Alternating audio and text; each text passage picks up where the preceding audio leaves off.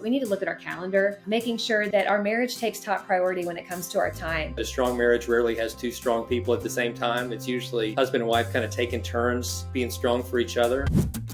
Welcome to the Grace Marriage Podcast. I'm Brad Rhodes. And I'm Marilyn Rhodes. We're here to help you build a marriage that's stronger, more connected, and full of grace. I'm Rick Dayton, joining Brad and Marilyn as we bring you weekly conversations designed to inspire and equip you to live intentionally in your marriage. We'll share practical tips, powerful stories, and strategies to help you and your spouse grow closer and thrive together. So whether you're just starting out or have been married for years, there's always room to grow. Let's do this together. This is the Grace Marriage Podcast.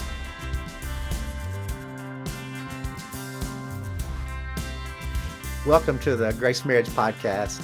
It's my privilege to have two of my favorite people in marriage ministry with me today that have literally touched millions of marriages, and it's just really an honor to be friends and an honor to be co-laborers with Ashley and Dave Willis. So thanks for joining us today. Thanks you for having us. It's a real treat. Well, my question I want to start out with, how do you just go from, getting married to where you are and just like spending your life trying to encourage marriages? Was that journey into marriage and into marriage ministry, and kind of how did the Lord kind of bring you to where you are? Man, that's a great question. When we first got married, we never thought that a quarter century later, this would be really our passion, our calling, and what we're doing. But one kind of open door at a time, I think God's led us in this direction. I would say for us, maybe it started in the early years of our marriage when we were serving in youth ministry. Mm-hmm. And the kids in the youth ministry, who at the time weren't that much younger than us, they wanted to talk to us all the time about relationships, and they would say, you two seem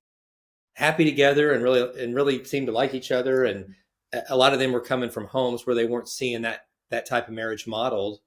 And they would ask us relationship advice all the time. And we were flattered and surprised, frankly. We were like, well, we don't really know what we're doing. We're figuring it out as we go. But it was the first seeds I think God planted that, people really want and crave encouragement and guidance in this area.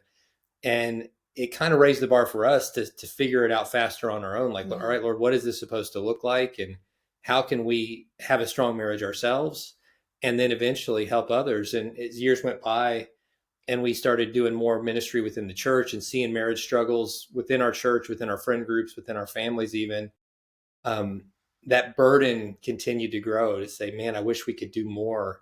And we didn't feel equipped. We didn't have any funding. We didn't have any of those things, but we started to just try to encourage marriages. We started to do things on social media, focused on that. Little by little, God expanded the reach of that and really taught us a lot on the way and continues to teach us a lot on the way. Mm-hmm. And so we love this. That's fascinating because the way we got into it, we were in youth ministry and a couple came and said, we want what you have. Will you do our premarital instead of our pastor? Because whatever you're doing, that's what we want, because what you have looks fun. And so it's really interesting. We had the exact same path into it. And I was a civil litigation attorney. I wasn't thinking marriage ministry, but yeah, Ashley, what was it you think it was about y'all's marriage that made it such that the youth were like, I dig that. Maybe I want it myself.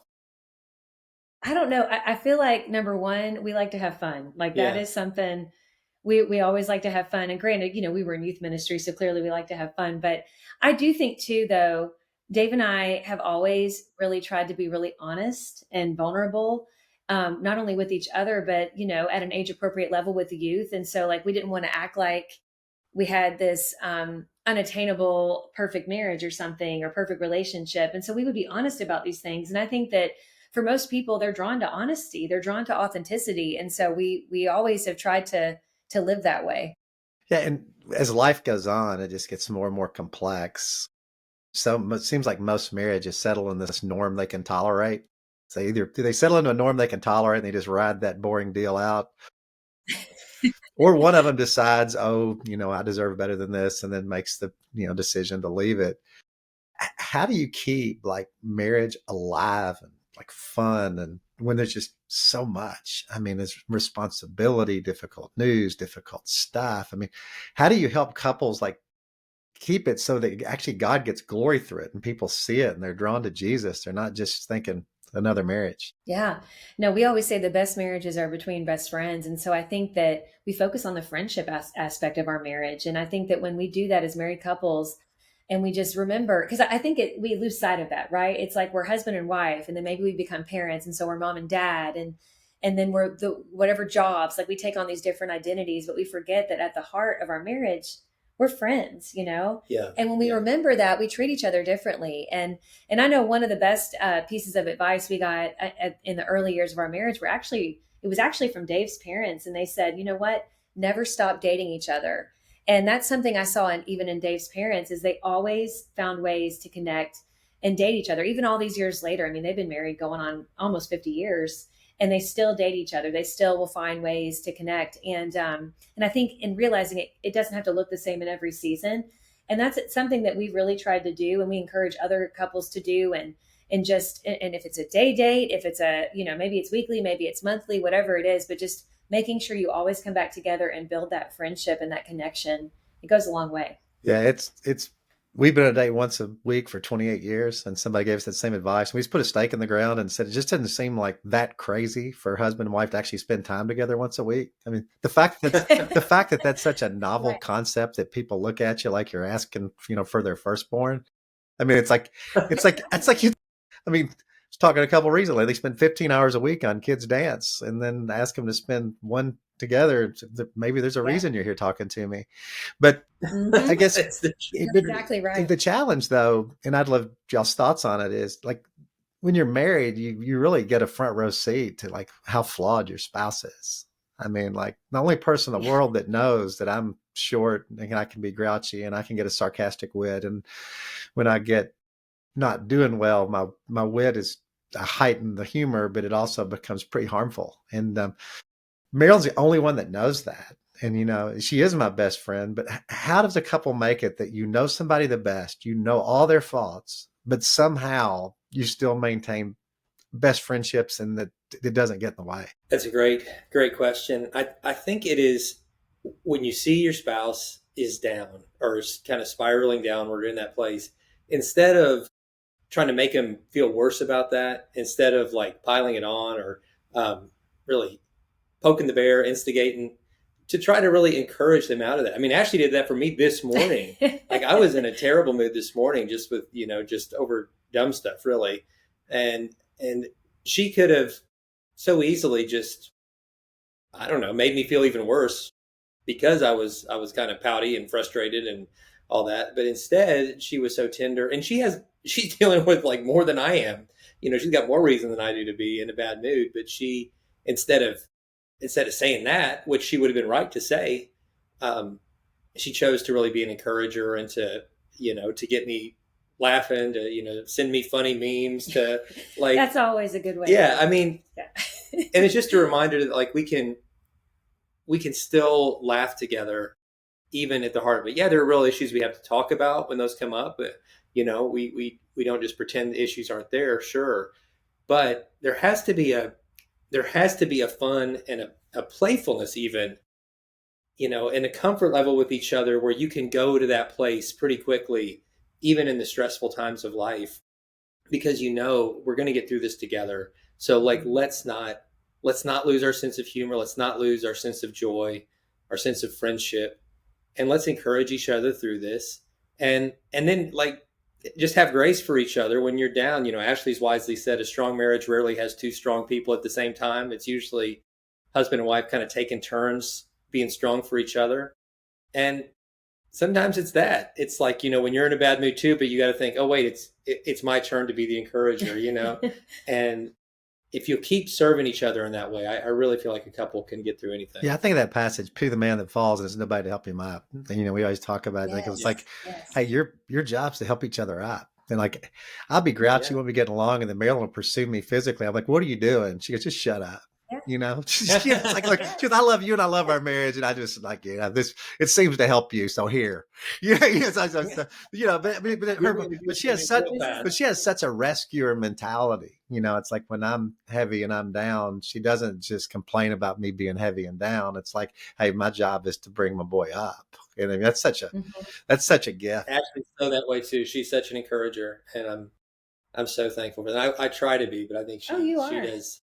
No, and I think just choosing to see the best in each other too, Yeah, and that just continuously, and not making excuses if there's like bad behavior. I'm not saying that at all, but just choosing to see the best and trying to get behind, with curiosity. Well, what's really going on with if yeah. they're in this bad mood or if they're hurt or And whatever. sharing in the burden, like you Yeah. said, Brad, that verse about helping each other up. Like I love that verse in Galatians that says, "Carry each other's burdens, and in Hmm. this way you will fulfill the law of Christ." And I think in marriage, especially, your spouse should never carry a burden alone. It might Right. have to do with their work or a member of their family Hmm. or their health struggle or whatever. But whatever it is, it's always our burden to share together. Right. And I always think of I look on the grace piece, it says sin will have no dominion over you because you're under grace, not law. So I always think that like, if you put each other under grace, sin will have no dominion over marriage because the marriage is under grace, not law. So it's like we That's so live in a good. state of just like perpetual forgiveness and grace, and pursuit when we deserve withdrawal, love when we deserve the opposite. And I feel like when people get grace, I mean, I guess both as you as a therapist, Ashley, and Dave, in your work in marriage, what do you see the role of grace and like kind of trying to keep a marriage going? Oh man, I don't think you can make it without grace. I That's, mean, first of all, like you said, we have the grace from Jesus that we operate under as Christians, and thank God for that. We need it every day. But I think because of His grace, we have to extend that. We're called to extend that to our spouse. And gosh, through our 24-year marriage, just this Monday we'll be married 24 years. We've had to do that over and over again, and I think that I mean, just like Jesus, he said, "In this world you will have trouble, but take heart, I have overcome the world." I think it's realizing that we're not going to be overcome by this when we give it to Jesus, and we also extend one another grace and then walk that path. I mean, I think it's vital. I meet with married couples all the time. I just met with one this morning, and had been a betrayal of some kind, and we talked all about how it seems unfair when we're the one who's maybe experienced the wrongdoing. It seems unfair to have to extend that grace. But I gently was reminding my counselee. I said, but we do this because it was first done for us. We have to remember that all of us fall short, right? And we all need grace. And maybe our spouse's struggle isn't our struggle, and maybe they really hurt us, and that doesn't take away from it. But we're not going to get through it unless we give each other grace and and the space to heal and the space to get it right. how fairly was Jesus treated? Yeah. Yeah, Right? Yeah, exactly. yeah, yeah. He Exactly. suffered every bit of suffering he endured was unjust suffering, Hmm. and And it's like, he did it. it says, your wife is Christ of the church and gave his life up for her. I've said before, giving up a softball league doesn't seem that big a lift. Right.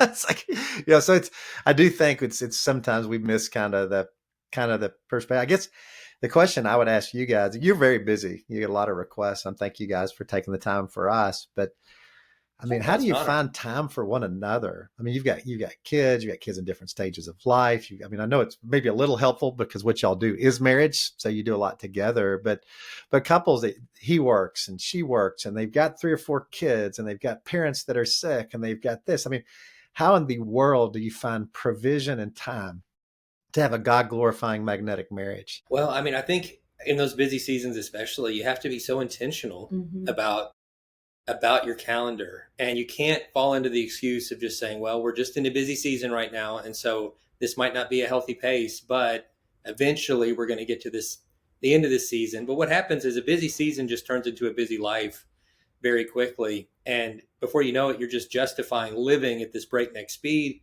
where there's no margin, there's no time for each other. And so I think you have to look at your calendar, and you have to prune a lot. In the Bible, you use a lot of language about pruning to make stuff grow. And in your calendar, you got to be willing to cut out some stuff that's good stuff. Maybe it is the softball league. Maybe it is some of your kids' activities. We tend to make our kids feel like that if they're not involved in some activity every night of the week, they're failing. We got to teach our kids margin and rhythm. And maybe you don't do travel ball. Maybe you don't you don't do competitive whatever. And you think, oh, but our kids need this. And it's like, well, I understand that kids need some activities and they need opportunities to grow and thrive. For sure. But what they need more than that is a stable home. They need knowing that their mom and dad love each other and are there for each other and are there for them as the children. They need rest. I mean, it's not busy enough is rarely the problem in our society. Mm-hmm. It's almost always the other extreme. And so we have to look at our calendar, because our calendar shows what we really value. Our calendar and our bank statement, where we spend our time, where we spend our money, because where your treasure is, there your heart will be also. And our time and our money represent really our treasure. So if we're investing those things in everything except for the marriage, then I feel like that's an emergency where we need to take a step back and say, what would it look like? What would our calendar look like if we reordered it in a way to make sure that our marriage is a priority? Mm-hmm. And it might be as simple as just the weekly date night, Brad, like you and Marilyn have done since the beginning. It might be making sure that there's always maybe once a quarter, like a weekend getaway for the two of you. Just being specific about saying this is sacred time for our marriage, and then not apologizing for it. Yeah, do you have anything to add to that, Ashley? Oh man, I mean, I would reiterate everything Dave just said, but I think one thing that has always been clear in our marriage is we don't have to fight each other for that time. Like, I know that if I go to Dave and I'm like, I miss you, he's going to move whatever to have time with me. I don't have to fight him for that. I know I'm the priority. And sadly, I mean, in the work that we do, gosh, over the past 12 years doing marriage ministry, I think that that's where a lot of couples go wrong is they're like, no, the kids take the priority. No, my friends take the priority. No, my work takes the priority. I mean, it's all these other things. Even church, like even people will do ministry while putting their marriage, like on the back burner. And then, then their kids end up hating the church because they're like, well, clearly, they didn't have time for each other or us, and I mean, we don't want to do that either, but it's like, we just know that we have license to say that if we're both feeling that. I mean, we have our scheduled date nights and things like that, but we communicate in such a way where we're going to make sure that we're going to have that time. We're going to have time for the conversation. We're going to have time for the connection. Yeah, that's so good. We often say that time is the container a marriage grows in. And if you give it a small container, Yes. It will not mature and it will die. And if you give it a really large container of time, it can grow into something beautifully mature. And I said, if you're not willing to give it a large container, really, I can't help you. I mean, you can't have a better sex life. You don't have time for sex. You can't have better communication, have time to talk. And usually if you have that big container, the problems work themselves out because there's time to work them out. Yes, that's such an excellent point you guys make. And it's for us, it's time blocking. We just exit off and then everybody else can eat it. It's like, this is last night we had reservation of this thing. My daughter's like, hey, I'm in town. All my friends are hanging out with their parents and you're leaving me. So she's great at guilt. I mean, she's outstanding. Yeah. Kids are. But we went ahead and just left her and went to dinner and then we, hung out, and we proved what we often say: you cannot continue dates at home with children in the house. If you say we're going to the room, leave us alone, maybe you're better parents than us, but that's never worked for us. No, because then they always hear when the lock happens. I mean, they're right there, and the dog too. Like the dogs know too. But I love that. It's just so important, and I think it's really hard for people to hear that with kids because, of course, we love it when our kids are visiting in town. I think it's the sweetest thing ever when your kids want to hang out with you and they don't necessarily have to. Right? Like that's such a gift. It is a gift. But I just like your home. We, our kids know that. Like we've got a date night schedule. We're still going to do it. And what I find is we come back with even more capacity to love our kids better because we've had that time together. That's true. So that's what I encourage parents to realize. And one quote, one of my kids says, well, my friends let their kid come with them on their dates. And I thought, and your friends' parents don't have marriages like Marilyn and I have. I said, there's a reason we're locking the door tonight, and they're probably not. Yes. So I just, it's such a must to encourage people just to make provision for your marriage. And I'd ask, especially Ashley, as you as a therapist, sometimes you probably see spouses have negative mindsets toward one another. And it's really hard. They just see the bad in one another, and it's just like that's their default. And it's like you try to get them out of it. So I'm just telling you the truth and the facts, and you got to know that as a therapist to handle it. But everything goes through this filter of negativity. Yes. How do you help people shift that mindset such that they can, like that scripture says, if anything's excellent or praiseworthy, dwell on these things? How do you help the mind to shift because I've had difficulty with that with some of the folks I've talked to. I mean, how do you do it? Yes, no, it is really difficult, especially if they're kind of erring on contempt towards each other. And it's just like literally all they see is the negative. I really try to challenge my counselees on this and say, like, well, when was the last time you thanked your spouse for something? And they always want to talk about what their spouse isn't doing. And I'm like, no, no, no, I meant you. Like, when have you thanked your spouse for something? When was the last time? And they usually can't tell me. Like they're like, I have no idea, but he never thanks me or she never thanks me. And so I give them the task. I said, listen, I want you to take 1 week and I want you every day to think of 1 to 3 things. Like if you can only do one, one's better than nothing, right? But 1 to 3 things you're thankful for in your spouse, even the littlest thing, even if it's something they do every day, thank them for that. Or even if it's something that 10 years ago you thanked them for, start thanking them for that. And I'm like, and if you're going to tell me, oh, there's nothing that comes to mind, I'm like, pray about that. Say, God, help me to think of things I'm thankful for in my spouse. And I said, now do that. Thank God for it. And then take that next step and go thank them for it every day for a week. Like do it every day. And I'm like, and then I want you to report back to me. And people who do this, they will come back and not only is their spouse glad they're thanking them for things, but they have a new heart for their spouse. It's because that verse you just mentioned, because they're focusing on what's praiseworthy. Now, it doesn't take away the fact that there's improvements that need to happen, but it just shows that there are things to be thankful for. And really, one of my favorite quotes is from Lisa Turkers, and she says, the mind feasts on what it focuses on. And so it's like, are you feasting on negativity and all the things that are wrong with your spouse?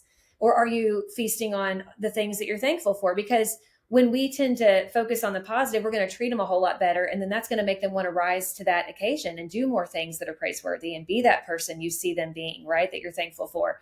But if we're always pointing out what needs to be improved, they feel overwhelmed by that. They're like, well, why even try? And you see this huge disconnect. Yeah, it's so hard to succeed from a point of failure. And you Yes, stink, yes. you stink. Will you please quit stinking?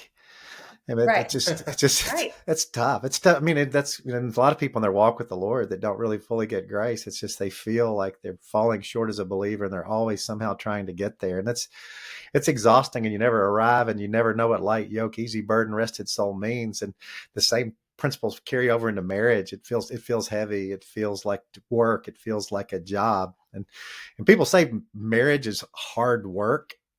What are y'all's thoughts on that? I don't find it my hardest work. I think that there's an element of work, and if we associate work with effort, I mean, I think marriage definitely takes effort, but I think that if you're going to call it work, it should be the most fun work you'll ever do. Mm-hmm. It's thinking of it in terms of like this. I can't believe I get to be married to this person. Right. I can't believe we get to have this endless sleepover with my best friend, Mm-hmm. and and making sure that it's fun. Yeah, there in any part of life. There's going to be times where there's effort, maybe a little more effort involved, or work, if you want to say the word work, investment for sure, Mm-hmm. of time, energy, and but if we're doing that consistent, if we're giving the best of ourselves to each other, then it's going to feel effortless Mm-hmm. because we're so invested in each other that we're living in kind of the overflow of that. Mm-hmm. I find that like when couples start dating, when they first start dating, it's work because they don't really want to. They're not that close. The conversation's a little awkward. They're not used to it. But couples that date every week for 6 months, they can't wait for the next week. Right. It's Right. so They don't want the date to end. yeah. The more you Yeah. work at it, the easier the work is, and the less you work at it, the more difficult it is to work because it feels like you're, Yes. like my mentor said, it feels like you're carrying the bobsled back up the hill every single time. So, Yeah. so that's well, that is good. And we're near the end of this episode, but I just wanted to ask you, what are some of the common themes in therapy you see, Ashley, that kind of get a marriage off track? So if there's a couple out there, they're kind of a functional coexistent couple. They're not growing. They don't feel like they're declining. They're the we're okay, we're fine marriage. A lot of those end up in your office. What are some warnings you would tell them and some things you would tell them to start a growth track and not drift toward the therapist office? I would say first you need to look at your community around you. Like, who are you hanging out with? Who's speaking into your marriage? Who's influencing your marriage? Because, it's been said that we become like the 5 people we hang around the most. And if you have people in your life that are constantly talking negatively about their spouse, odds are you're probably going to start talking negatively about your spouse, or at least seeing them in a negative light. Or if there's people who are constantly pulling you away from your spouse and wanting to dominate your time and not not understanding that you might want to have a date night with your spouse, then that's probably going to negatively affect your marriage. And this doesn't mean that you can't have those people in your life, but don't let them be your core people that you're doing life with. We need to have people who are really pointing us to Jesus, who are telling us to keep going in our marriage, who are like, hey, I've been there too, and this is what helped me. We need those kind of people in our life. So community is huge. I also think I find a lot of times that couples really don't have the same idea of what boundaries need to be in place to protect their marriage. I can't tell you how many times couples, will come and see me, and they're fighting over how much time they need to be investing in their marriage, like how much time should be outside the home, how much time should be in the home, and they just can't seem to get on the same page. And so I think it's really important earlier in honestly, ideally, like in your engagement phase, to really talk about that.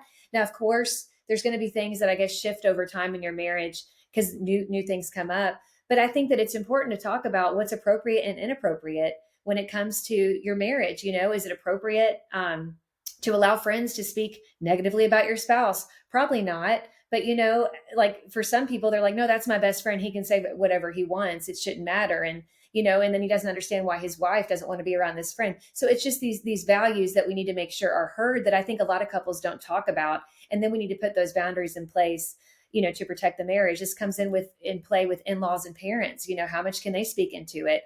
And the priority the marriage takes over those family relationships, and how do we navigate that? And so that's really important. And then I think too, we've talked a lot about this, but we need to look at our calendar, making sure that our marriage takes top priority when it comes to our time. I just think that people underestimate how much time it really takes to cultivate a strong marriage. And that's not a bad thing. That's a wonderful thing. Like you said, we need to plant it in a big pot where there's so much room to grow. We can have really good intact roots and just grow and thrive. But I think that if we're not on the same page with this, you're going to have a lot of frustration and a lot of issues over that. Yeah. And a big purpose of this podcast is just to motivate people to invest in their marriage. If you're in Grace Marriage and at your church, it's to get you to keep coming to your sessions and not schedule over your marriage. If you're not in Grace Marriage, to invest, to go to things like your breakthrough weekend you guys have coming up in September. Do you guys have anything coming up that people listening that could benefit from what you guys are doing? Yeah, sure. Tell us about it. Gosh, yeah, thanks, Brad. We got, first off, we have a free ebook about sex that your listeners can get immediate access to at daveandashley.com. Right on the homepage, you can click, and it's the most comprehensive resource about marital intimacy that we've created, and it's free because we don't want there to be any barrier for people to get their hands on this. We want to help you thrive in that area. But in terms of events, the Marriage Breakthrough Experience is an intimate event. We're going to cap it at 20 couples here in our town of Augusta, Georgia.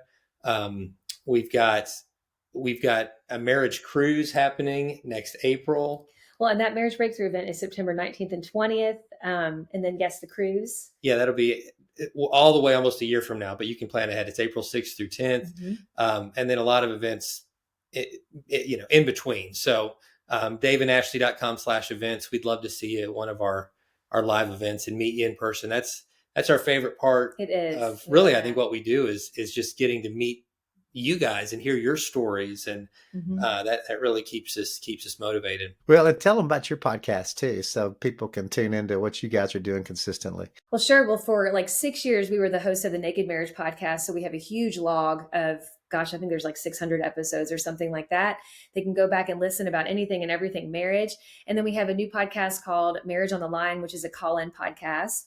And then stay tuned. If you follow us on Instagram at Dave and Ashley Willis, we actually have a new podcast. It's going to be, I won't even say the title yet because I don't know if they've actually landed on it, but it's going to be coming out probably this fall. So we'll be announcing more about that soon. Stay tuned. Well, everybody listening, I would highly recommend that ebook. I've looked at it. It'll answer questions that nobody will even ask the question, much less answer. So that probably will motivate you to download that. And the more time you spend listening to Ashley, David, will help your marriage because, like what you think on is what you grow. And when you're listening to marriage podcasts consistently and thinking about marriage consistently, you'll find your marriage growing. When it goes back of mind, you won't. So if you're in Grace Marriage, show up for your sessions. If you're not, get in Grace Marriage. If your church doesn't have a marriage ministry, get a marriage ministry and get involved as much of Ashley and Dave's stuff as you can. So Dave and Ashley, thank you so much for being on. Will you be willing to come back and do another episode next week? We love it. And we Absolutely. love what you're doing too. So thank you so much for the encouraging words. And we love what you and Grace Marriage are doing. Well, in our next episode, we're going to talk about being funny, spending money, and having sex. So you'll want to hear the next one. Thank you for joining us on the Grace Marriage Podcast. We really hope you're feeling inspired to take intentional steps to grow in your marriage. If you enjoyed today's episode, please don't forget to like, subscribe, and share it with a friend. Your support helps us spread the message of grace and reach even more couples. And if you have a moment, please leave us a review.